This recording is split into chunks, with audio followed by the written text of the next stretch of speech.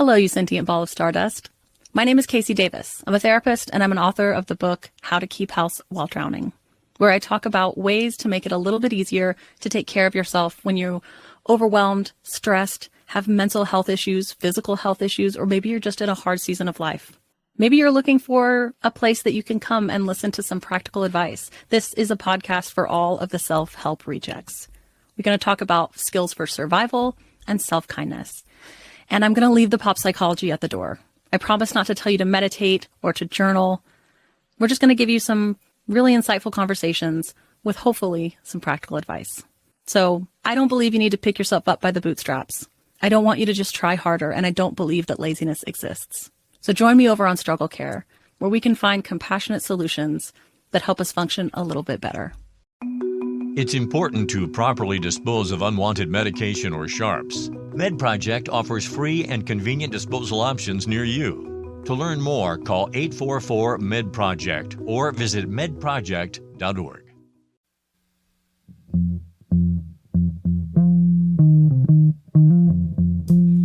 Hey there, thinkers. Happy Pride Month.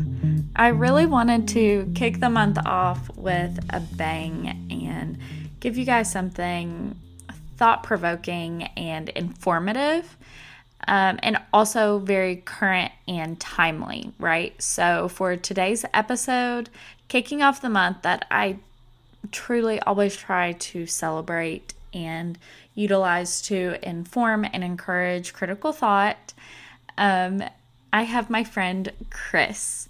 He is a trans man living here in Florida, and he has become one of my closest friends. Not just here, but like we're real life pals, you know?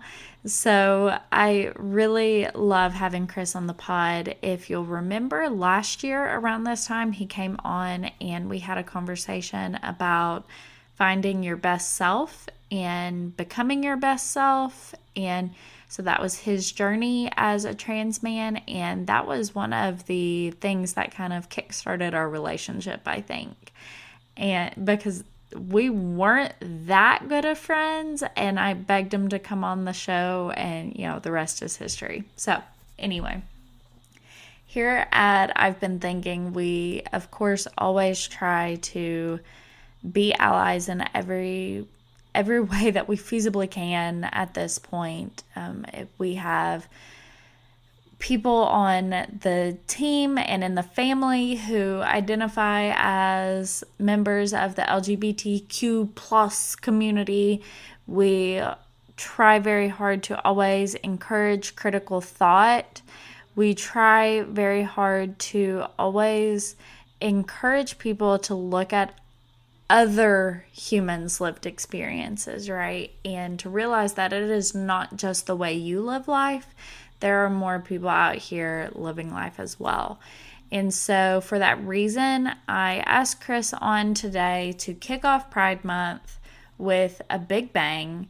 And we talk about Florida's trans targeting policies that have been going on of late, and specifically SB 254.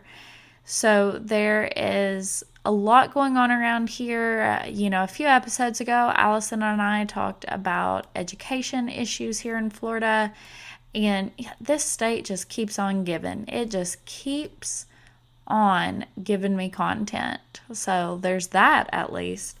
But this episode, we get to hear from my friend Chris about his experiences as a trans person here in Florida living through this legislation and how it directly affects him and the way he lives his life. So I hope that this gives you something to think about. I hope that this gives you, some kind of empathy, maybe some kind of understanding that these are real people that these bills affect. And furthermore, some understanding that these kinds of bills don't just affect those people that you might not agree with. They will ultimately affect you. So, with all that being said, here's a delightful episode with my dear friend, Chris McLoone. Um, Gosh, I'm always so shy when it comes to the introducing myself part because that's supposed to be like people's first impression of me. So I feel like I like have to make it cool, but that's just not who I am. All right. Hi, my name is Christopher McLoone, and I am a transgender man living in Florida. We got a lot of fuck shit going on with our laws right now. So let's get into it. A Um, lot going on with our laws. yeah, a lot. Um, I think everybody who doesn't live under a rock has probably heard what's going on. Not just how it affects LGBT people, but also like immigrants, for example. Mm-hmm. Um, but today we're focusing specifically on how it affects trans people. Yes. So I have I've been on testosterone for over a year, I think like 15 months now or something like that. And when I started, it was kind of still in the midst of the pandemic. So I started my hormone replacement therapy through a telehealth service. And when COVID, quote unquote, ended, the public health emergency ended with it. So, where before the public health emergency stated, hey, since people need to stay home and aren't able to access doctors' offices as readily, let's give telehealth services a little extra powers and privileges to take care of people, even prescribing controlled substances like testosterone or like Adderall that we wouldn't normally let them do.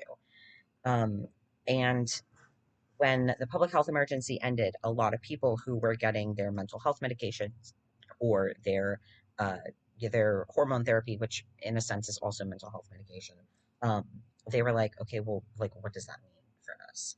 Um, and I am pretty fortunate that the telehealth provider that I've been using has, in my opinion, done a fabulous job at keeping people informed about what the changing policies are and what steps the client needs to take, and also what steps they're going to take to help prevent any interruptions in care.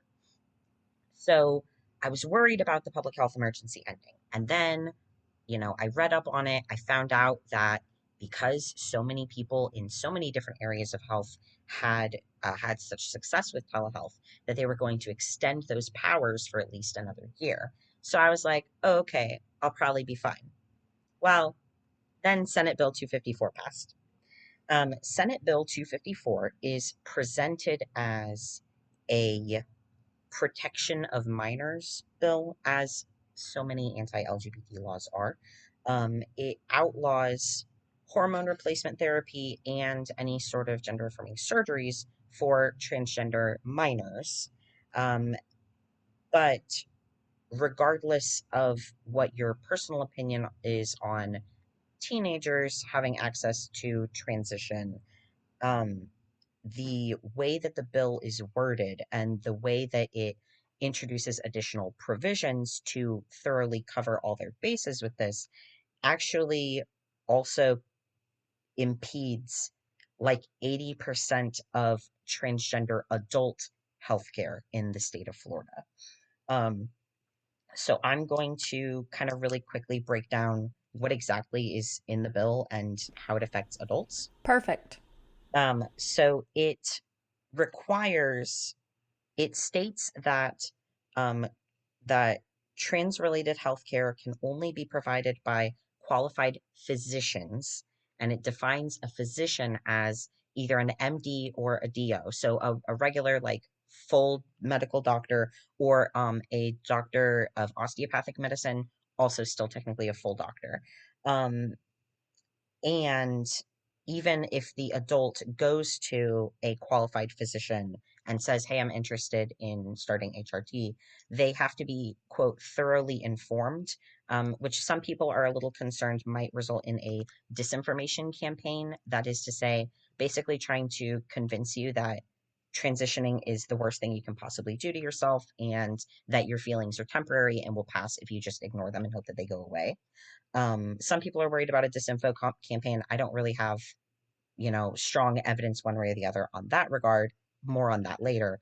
But informed consent basically takes a lot of the way that informed consent is defined and allowed under this law takes a lot of like adult trust away, if that makes sense. It basically says where before the idea behind informed consent was you're an adult who can make your own health decisions. Now it's you're an adult, but we don't like your health decisions. So obviously you need to be convinced otherwise. Well, so that reminds me a lot of how women tend to be, and not to make this about women, but in my No, but you're exactly experiences, right. The way it that, like, reminds me of that. Yeah.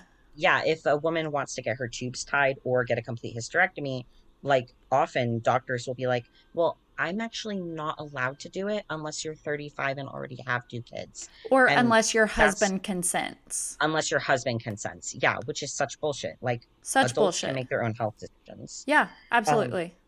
so informed consent basically has become a lot stricter. And again, qualifying physician, um, it's important to I wrote this down and it's not coming out of my mouth in an organized way. No, it's Um, perfectly fine. Have you listened to this podcast ever, Chris?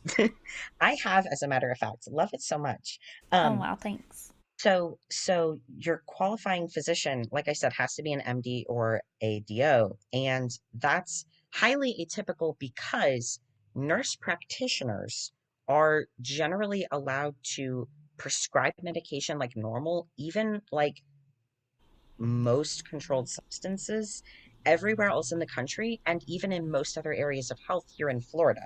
I was going to So, say that too, because I've had controlled substances prescribed to me by nurse practitioners right. and uh, physician's assistants and that kind of thing. Like, so I don't understand what the difference is for Right. this Why is it specific right? There's such a double medication. standard Yeah, specifically for transgender people's medication. exactly. Um, so I, for example, have been prescribed my testosterone by two different nurse practitioners who are qualified to practice health in every other regard, even here in the state of Florida. But it's different because it's hormone medication. Actually, it's different because it's hormone medication for trans people. That's what The I was going bill to say. the bill is actually pretty clear that like for example, when it goes over addressing transition healthcare for minors, it's like puberty blockers, for example, are allowed if indicated because it's precocious puberty or just otherwise, a developmental issue with the sexual organs that need to be addressed with puberty blockers. If, for example, if a cisgender girl gets her period too early and then they want to put her on puberty blockers, that's still completely allowed under the bill.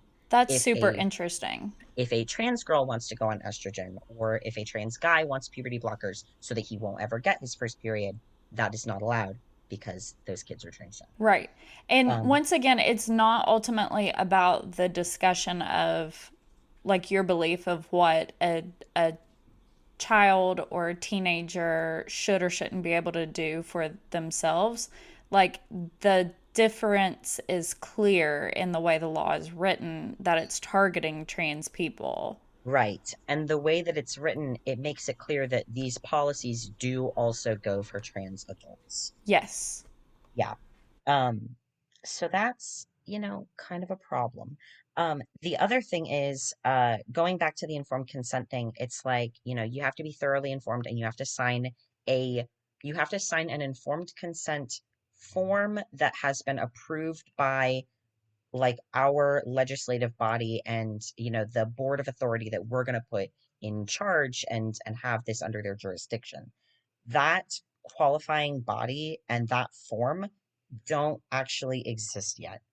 Specifically, like all those forms that would need to be filled out both by the clinics that are providing care and by the customers who want that care, those forms don't exist yet. And there's no timeline for when they will. So Right. if somebody wanted to get their stuff like legally done over the table, they're still going to have to wait months. Um, that's just kind of a huge issue. That is a huge issue. And I mean, first of all, it doesn't exist yet in the first place. So that's Hmm. just the bureaucratic way of saying we don't want you to do it. So we're going to put this like Yeah, legal we're going to put a huge blocker. stall on it. Yeah, a Yeah. huge stall on it. And this is our excuse because we've not figured out what we're going to do about it yet. And secondly, who is going to choose those people? Who's going to put those people in charge?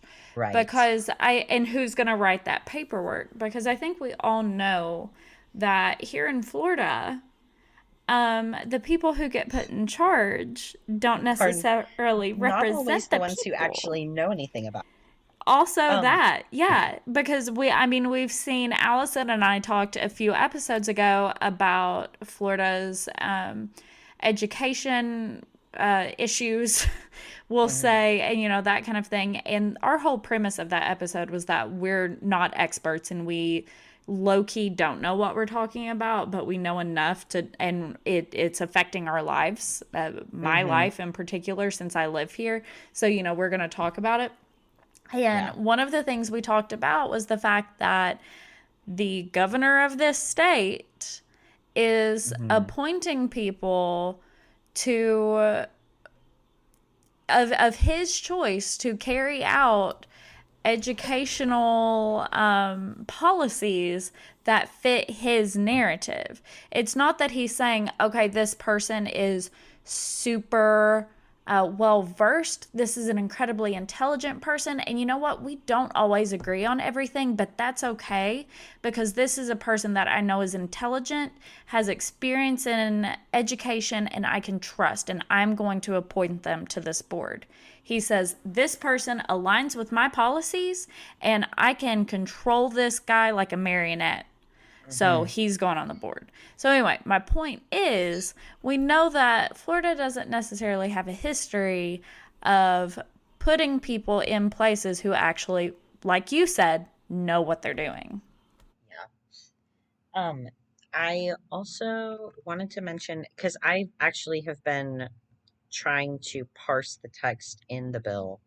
Um, I also wanted to mention that another way that even people who try to go through all of the proper routes may still end up getting screwed over, is that no, the text of the bill says that no state funds can go to transgender healthcare. And what that means is that if you work for the state and you get your healthcare insurance through the state, that you have to pay out of pocket for it because no state funds are allowed to go to. I'm sure it goes honestly even further than that if they want it to say not just if you get your health care through the state, because that was my first thought too, but if you have any kind of Like state benefits. state benefits, state Mm-hmm. subsidies, Mm-hmm. basically of any kind, if Yeah, you that you will are, be at risk of losing them or you're going to seriously come yeah, under fire if you do transition. yeah, Yeah. Yeah. that's Yeah. nuts. I had no It's idea that I mean, I'm not it's not surprised, good. honestly, It's but really not good. no, it's not good. No, it's So not. yeah, so that's SB 254 kind of as much as I've read, as much as I can really put it into a nutshell, just this is leading to interruptions in care for a lot of people. Now, the nice thing is that moves like this, you know, the state of legislation is that things get broadcast ahead of time. So people like me have already been stockpiling their medication.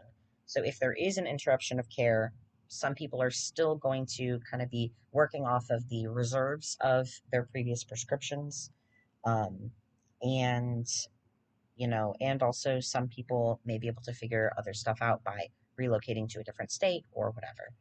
Um, but it it does, like I said, it affects. It's looking like about 80% of people have been using nurse practitioners to get their HRT prescriptions. So their care is going to be interrupted, and everybody else is just kind of going to have a heck of a time because even clinics that do have MDs and DOs who are able to prescribe you that HRT, a lot of those clinics and a lot of those offices are saying, hey, with the state of the law right now, it's too ambiguous. We don't have those consent forms. We don't have the official board rulings or emergency drafted rules in place that need to be for us to know how to proceed without getting our asses caught like doing something wrong just by Right. doing what we've always done. So even places that do have MDs on staff are like, hey, sorry, but we have to cut your care off here because we don't know if we're allowed to anymore. Yeah, and honestly, I can't blame them because Right. that's their livelihood ultimately. That's, Definitely. they can't put their practice on the line as much as you want them to, as much as you want them to be like the noble chivalrous Yeah, hero. Yeah. superheroes. It makes sense. That is their livelihood. And especially since the punishment for these MDs could be prison, I don't blame them for turning people away. It No. just sucks. No, I don't blame them either. It does suck though. It really does. And I just, again, I'm not surprised, but at the same time, I can't believe like how Hmm. this is kind of progressing. So I would love to hear specifically how, like, more about how this has affected you in particular, just because I think that really drives it home for people when they realize that this is a real person having these real experiences, right? Like, not this person that they can just dehumanize. But, like, first, I want to ask you about stockpiling your meds. Can I Hmm. ask you about that? Yeah, go ahead. I don't care. How do you do that? Okay, so it kind of depends on who you are. Some Okay. Well, first and foremost, This is transgender. not medical advice. Yeah, no, this is not. I'm. I am not an expert, and my advice should never be taken. Some people would call me a sexpert, but if there's a degree on my wall, I've never seen it. Um, Hilarious. Oh my gosh. I didn't come up with that. What am I saying? Oh yeah. So it depends on who you are, and it depends on how you do it. Transgender men and transgender women obviously take different hormones. Um, and estrogen and estrogen and anti-androgens, which are what transgender women take, are available in injectable form. I think that they might be available as like a transdermal gel or like an under the skin implant, and they're also available orally. You can just take a pill. Whereas testosterone is available in injectable forms. Cis men can get a little pellet that's injected under the skin, but I don't think that's cleared for trans men. And then there's also a transdermal gel. And I take the gel. You or other people in your life may have heard the term like androderm or androgel, and it's basically it's a synthetic testosterone compound that is suspended in an alcohol-based gel. It's kind of like Germex, and you smear it on your skin, and then it puts tea in your body. This Um, is actually really educational for me. I don't know why, but I had no idea about that. Like yeah, I knew vaguely that it was a thing, but I didn't know any details, any specifics, if you will. yeah. So, I mean, everybody's different. It kind of depends on who you are. I could talk for a long period of time about all the different varieties of HR out there. But basically, in my case, like I said, I do a transdermal gel. And the trans is not for transgender. It just is because it goes across your dermis. That's where Hilarious. that comes from. Um, so in my case, so I will say, I am a little bit advantaged in this area. Well, I'm advantaged in so many areas, but specifically, the service that provides my hormones only does transgender healthcare. That's all they do. Pretty much their whole deal is providing hormones to trans people and making that specific area of healthcare more accessible for the trans community. That Um, feels crazy that that's it all they is do. it's a little crazy, but it's also really cool Yeah. because, like, for instance, you were talking earlier about how, like, MDs who aren't sure how to proceed may say, hey, sorry, we can't do like hormones right now because we're just not sure if we're able to do so. For these guys, that's all they do. So it's not so much that they try a little bit harder, but they're like, okay, well, like, this is our mission and we do have resources to devote to it because that is our whole thing. Um, Right. so, Plus, they're super specialized, I would assume, too. right, Like, and they know what they're talking about. yeah, very knowledgeable about like both the both the literature of what we've already seen and also how to proceed with maybe trying things that haven't been done before. For instance, some non binary people may want to kind of, for lack of better phrasing, experiment with hormones to get some transition traits, but not others. And the service that I use, which is, I think, one of two of its kind on the market right now, is pretty good at like kind of navigating that with you if you want something specific out of your transition experience. Of course, it's never like a sure thing, but you can try. We can cut a lot of that. I feel like that was useless information. But basically, I think it's interesting. If, shit, what the well, fuck I'll was I cut it talking if you about? want to, but I think that's super interesting, and I think I I think it's really cool that you can work with your healthcare provider to kind of pick and choose a little bit Yeah, like the you really can't pick and choose, but but because they're very knowledgeable and because that is their focus, you can work with them in a lot of ways so yeah. that, for example, when shit like this comes up, like I can go to them and they're a lot more ready to help answer my questions about what the legislation means and where to go for XYZ. Okay, perfect. I've told you before about how with the public health emergency ending, I didn't know what I would need to do to get my one required in-person visit to refer me back to my telehealth service. And I said that they had actually emailed me and been like, "Hey, we're telling everybody try to go to your local Planned Parenthood." Um, and so to kind of go back to, I Yeah, guess, sorry. how specifically Senate Bill 254 has affected me. Um, I spoke to the nurse practitioner who was prescribing my hormones and was like, "Hey, so I'm gonna need to go to Tallahassee, which is the closest Planned Parenthood here in Florida to me, And right?" to be clear, that's like 2 hours away. It is. Like It for the is literally listener, for context, it's 2 hours away. like closer to three if you're driving in like normal traffic. Yeah, and Um, also from where you're at, it's closer yeah, to 3. From where I am, it's like a little it's bit like two and a half closer. or something. Yeah. Yeah. So they were like, so I was like, so I need to go to Planned Parenthood, right?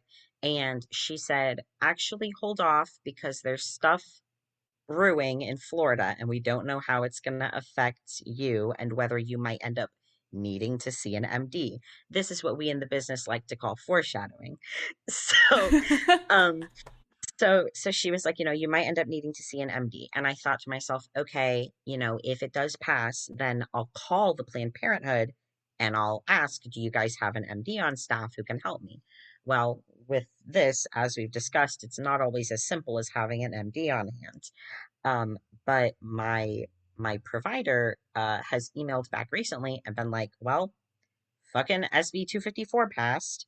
And what we're going to do for you guys is we're going to set up hubs in the state of Florida so that you can come see providers who are already effectively like in your network, so to speak, people who already know exactly what your prior health history is and all of that stuff, so that you can go to somebody that you'll feel like you can really trust and who's on your side and who can help a lot more directly instead of some random MD having to send us like an informed consent form and a referral form. We are just already in the same system, so we can just help you. Um, Personally, I think that's awesome customer service. I agree. It was such every step of the way, I felt such a relief that I had them on my side, so to speak. Um, Wow. yeah, like Not basically sponsored. not sponsored. Like I'm trying to like not even say their name because I don't want to come off as like shilling or whatever, but like they're like I just really, it is heartening to me that despite everything else that kind of makes it really, really hard to be transgender, I appreciate that there really are like people and businesses and organizations that care a lot and really are there to help in a very material way. I love that. I love that for you that you're getting that help and that experience, but also I love that those organizations exist for people and not Yeah. just it at least maybe they are there like for profit, but like they are actually doing work that helps people. You know what I'm Hmm. saying? Like Yeah, not for just for sure. people, or not just for profit for people. Anyway, Yeah. point is, if any of our listeners are trans or whatever and you want like specific details, you can definitely reach out to me, like reach out to the pod. I've been thinking pod on Instagram, and I will get the name of that group from Chris and send it to you, because like if that's a great resource, then people should have access to it. Yeah. So unfortunately, the nature of hubs is that they're not like they don't come to you. You do still have to go to them. So the closest one to me is still going to be in fucking Tallahassee, but at least I know that when I go to Tallahassee, I'm going to be at the appointment that I need to be at, and I'm going to get everything done in one fell swoop instead of instead of going to Tallahassee to a different provider who may not do exactly what I need, or who, just like may not be knowledgeable enough or may not be qualified, or just maybe like, hey, we need forms that don't exist yet. Um, Another nice thing is I'm 99% sure that my visit to see my provider in person in Tallahassee will be covered by the normal monthly fee that I pay them to receive service from them. That's awesome. Whereas if I had to go to Planned Parenthood, I would have to pay for that appointment out of pocket. Now, Planned Parenthood is a great organization. They try to keep it affordable. It wouldn't totally kill me, but like it's nice that I can just get it as part of Right. my normal healthcare instead of an extra cost. Yeah, for sure, for sure. So that's that. Enough shilling. But I mean, that's basically how it's affected me. I am fortunate that I'm a little bit better off. I'm a little bit more informed about what exact steps I can or must take to prevent interruption of care. So, going back to stockpiling medication, another way to ensure that my care doesn't get interrupted. I have basically bottles of gel that I squirt out onto myself. And the bottles, depending on your dosage, they last a pretty good while. The service that I use ships your medication directly to you instead of you having to go to the pharmacy. So when my medication gets refilled, it's just shipped right to my door. And they're pretty good about like not giving you the bare minimum. Like they give you a normal full dose so that, you won't run out by the end of your 3 months before your refills do. And because of the dose that I'm at, I I kind of tend to have extra left over at the end of the 3 months. So I've been receiving refills of my prescription that I need because I do go through them, but I have like extra bottles left over that have just been slowly growing. Honestly, I get that because, and this is absolutely terrible, but I have a small backstock of birth control, like pills, your Right. monthly, daily birth control pills. I have actually a decent backstock of those that I accidentally collected because, first of all, I was always bad at remembering to take it every single day, which is a totally different problem. But we survived that, so that's amazing. However, what did happen was that then meant that I would be kind of thrown off a little bit for my next cycle of pills, and then I would like get it shipped to me in the mail, and I'd be like, oh, well, I've got still, Yeah, you still have 15 extras days left left. over. Yeah. And so Hmm. then it would throw it all off. And then eventually you've got 1 month's worth, 2 months worth, whatever. And you're like, oh Exactly. man, what am I going to do with this? And then I quit taking birth control at one point, and I still had like an order of them come in right around the time I quit taking birth control. So I have a pile. What am Hmm. I going to do with them? No idea. Yeah, We'll find it's out. it Maybe is I'll have it's a superpower from them. maybe you'll have a birth control party where Take, everybody takes birth control just for shits and oh, giggles. that could be fun. Um, I was thinking I could take all of them at once and see if I got a superpower. I think that might kill you. Oh, you think so? I mean, let me do the old reliable quick Google search. Too much birth control kill? Too much birth control kill? Question mark? Ooh, oops. This is okay. Oh Okay, no. birth control pills. Well, basically, I think that you could have a stroke. Oh, okay, that makes sense. That makes Hmm. sense. Okay, yeah, we're not Yeah, gonna do that. Yeah, I yeah. don't want that. Thank you. I like who I That's am. great. I Um, like who I am. Anyway, go on. Sorry. You're talking about something important, and I'm over here no, theorizing about a birth control party.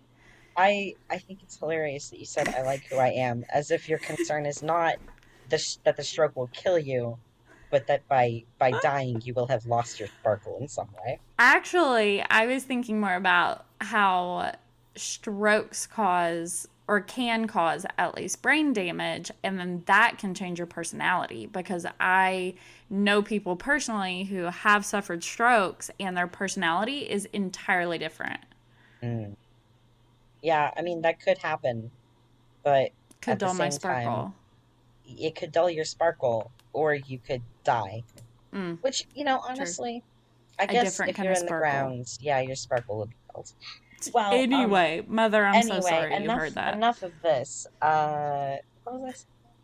Oh yeah. So basically, I and lots of other people have just kind of like, in some people's cases, they would deliberately kind of reserve a portion of their medication in case they need it for later use. Makes In my sense. case, like it just kind of accidentally happened, and it really wasn't on purpose. But I'm fortunate that if I do end up, in a couple months, if I don't get that next shipment, I'll probably still be good for a little while until care can resume as normal. So aside from just the anxiety and the constant scrolling and Googling and, asking people, hey, have you heard about XYZ? I have been less materially negatively impacted than some other people who were trying to start hormones or people who do the standard process of, getting their stuff from a pharmacy. Um, those people are at a pretty significant disadvantage because of this. Yeah, that absolutely makes sense. And I want to say first that I'm really glad that you've been less disadvantaged, just because you're mine, you're my friend. Yeah, we're buddies. Yeah. But I hate it that anybody is at a disadvantage. You know what I'm Yeah, saying? Like, obviously. Yeah, yeah, I'm glad it's affected you less, but I hate that it's affecting anybody. yeah, for Um, sure.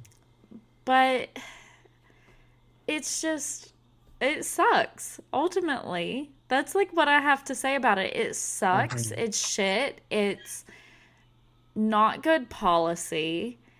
It's policy that is very clearly targeting a group of people for what ultimately, because the policymakers don't agree with them because they're in bed with some kind of corporations who want them to say these things. Like, what is it? I just, I hate that we have to have this conversation. And obviously, like, I myself, I don't know what to do about it personally, but I know that you always have really good resources and really good thoughts on that. So I would love for you to tell our listener about that. So, I have a couple different resources that I would like to recommend, specifically for keeping up to date on, um, transgender issues, I guess. One of them is, there's a Substack author, who puts her stuff out via email. Her article is called Erin in the Morning, Erin in the Morning. Um, And uh, I guess there's probably a website that I could go to, but if you I'll just want link to it. Google, yeah, if you just Yeah. want to Google Erin in the Morning Substack, she's an independent, sort of journalist who reports specifically on anti-trans or pro-trans legislation that's going on across America. So she, like just this afternoon, her report on how SB 254 is affecting other trans people in Florida just hit my inbox. But she also has maps that are kept up to date that show like these states might end up becoming trans unfriendly. These states already are. These states are really unfriendly. Or, hey, these states actually have protections in place for That's people. awesome information. hmm Yeah, I have really, really enjoyed. I can't say I've enjoyed reading her articles when they have bad news, but I really appreciate how thorough and objective she is in providing what I consider really good and necessary information. Um, Another place that people can go to read specifically about kind of the breakdown of 254 is floridaban.com. That was one that Erin in the Morning linked to, and that I've been reading over that talks about the impact of the policy. It shows like in what areas people are kind of getting screwed over. You can also always, if you're able to brave the legalese, I would encourage people to actually sit down and read the text of bills, especially bills that have passed or might affect them, because it can be hard, but I think it's really worth, especially when you're trying to have these conversations, it's worth knowing exactly what you need to be worried about, if that makes sense. That totally makes sense. And I think you're exactly right. I don't think that the average American citizen reads enough of the legislation that's being made about them. Yeah. And whether or not the average American citizen thinks this bill is about them, I can guarantee you most of them don't think that this bill is about them.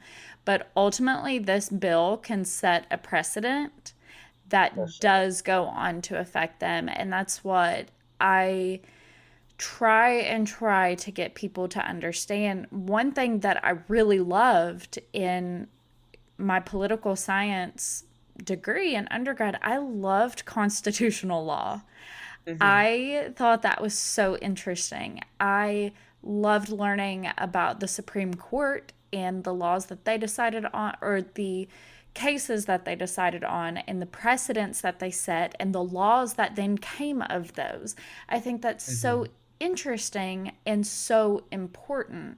And I cannot stress enough to anybody I talk to you, the listener, that these kinds of bills, you might think, well, I'm a cis man, which, by the way, if you don't know, it means born biologically male, right? So you say, I'm a cis man, I am heterosexual, and I don't have anything to worry about. You still do, because these are infringing on freedoms that ultimately down the line might still affect you, Yeah. will still affect you in one way or another. Yeah. We, right now, a lot of these legislative movements are targeting specifically trans people, but it's really not that much of a stretch at all for that to end up affecting everybody else in the LGBT community, and eventually just affecting like the so-called normal people. Um, these freedoms, these these the freedom to just exist as yourself without the government meddling in your healthcare or meddling in your marriage or your friendships. Like, those are things that I don't want anybody to take for granted because, like, this shit has happened before. We literally have seen that it has happened before.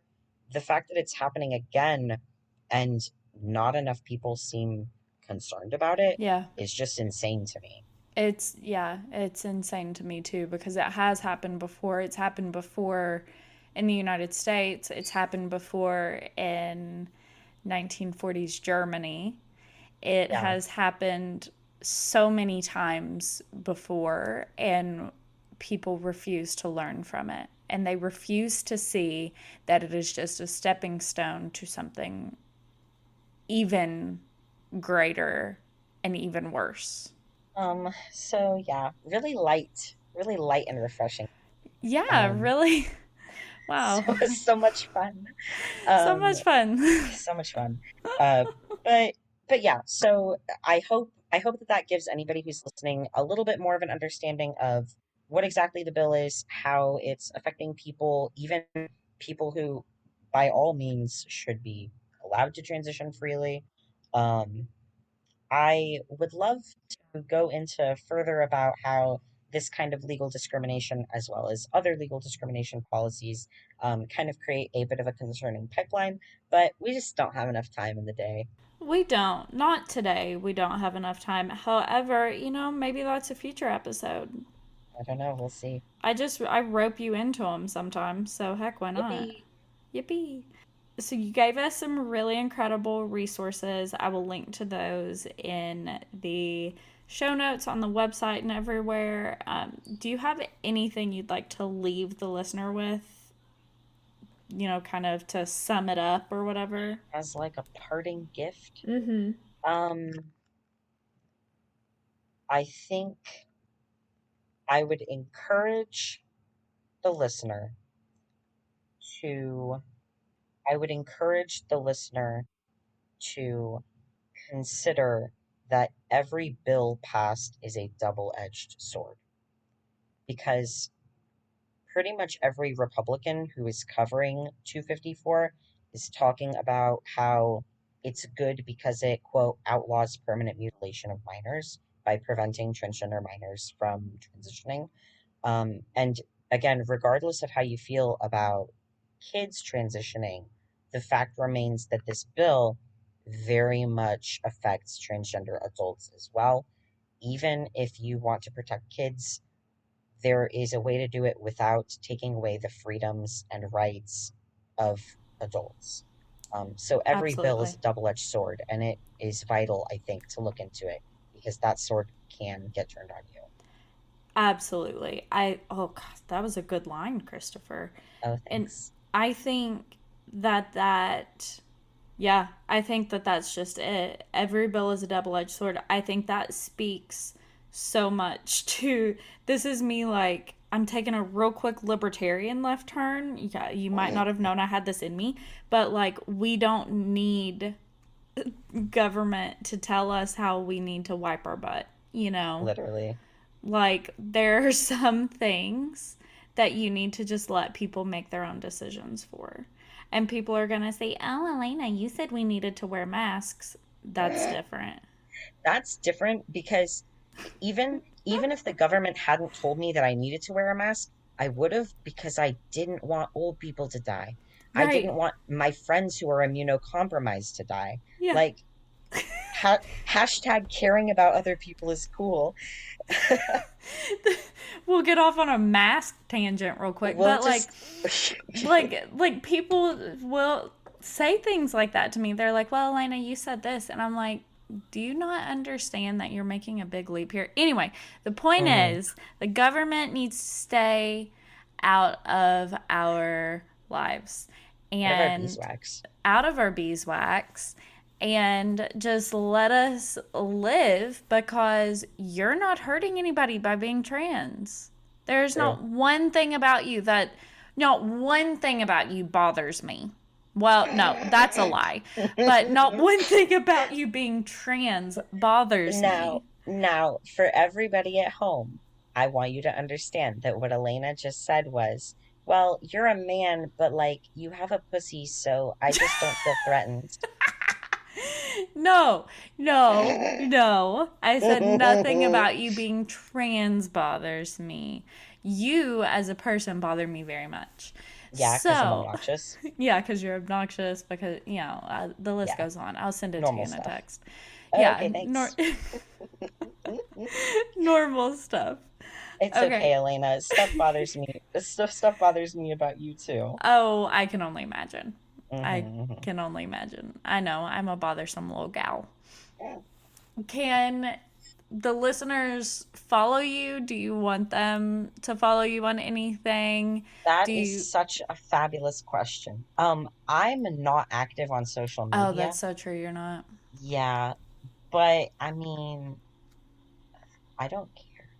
I don't really give a Okay. shit. Well, I'll post your Instagram that you Sure. never ever use in case anybody wants to follow you there, and perhaps That they and send me an can, unsolicited DM that I might yes, answer. they can send you a DM maybe that says, like, hey, I love the episode, whatever.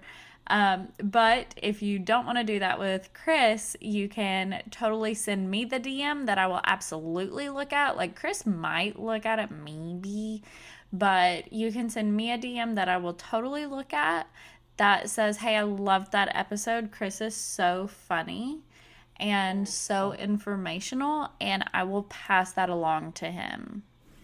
hee. Hee I'll hee. make sure to have all of my friends listen to the episode, and then I'll have them send you messages saying, Uh, "Wow, you should really get that Chris guy on more often. He's so great." Perfect. I can't Hmm. wait. Hmm. I can't wait. And just so you know, Chris, this is kicking off Pride Month. Like, Oh this shit, is, yeah, it is. yeah, this That's is tomorrow. yeah, that's tomorrow, babe. That's yesterday as for when this episode comes out. So Oh this snap. is kicking off Pride Month, and I've got another really good episode, hopefully, lined up for this month. Hopefully, it works out. Um, that is going to go along with the Pride Month theme. That one's probably going to close it out. And I'm really excited because I just want people, oh, I'm tearing up a little bit. I just want people to be able to live and be happy. Like, that's what we're put here for, is to just be happy and vibe. Yeah, I agree. And, like, just let people live. Oh, It's not like it's hard. I've been doing it for 23 years. exactly. Oh, God, you little baby. All right. In the meantime, you can follow I've Been Thinking on Instagram at I've Been Thinking Pod. You can find us on Facebook, I've Been Thinking with Elena Grace. Check out the website, I've Been I'veBeenThinkingPod.com. And check out the Patreon at Patreon/ I've Been Thinking Pod for extra content. And also, Tyler is about to stop dropping videos or start dropping videos and stuff there too. So that's going to be a really fun place, like an even more really fun place very soon. So, Chris, thank you for being here. Listener, Yeah, thank thanks for you for having me. being here. And we'll have Chris back soon, I'm Maybe. sure. Maybe. I didn't terrify you this time. You'll get hate mail actually for this episode. You know, I might. You never know. This episode was hosted by me, Elena Grace Campbell. It was produced by Tyler Miller, and it is proudly presented by Stoveleg Media. Hello, you sentient ball of stardust.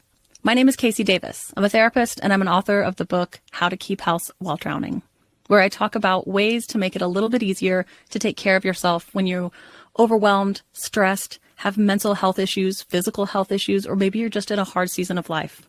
Maybe you're looking for a place that you can come and listen to some practical advice. This is a podcast for all of the self-help rejects. We're going to talk about skills for survival and self-kindness. And I'm going to leave the pop psychology at the door. I promise not to tell you to meditate or to journal.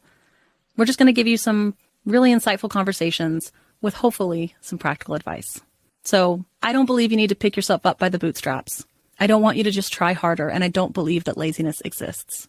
So join me over on Struggle Care, where we can find compassionate solutions that help us function a little bit better. It's important to properly dispose of unwanted medication or sharps. MedProject offers free and convenient disposal options near you. To learn more, call 844-MED-PROJECT or visit medproject.org.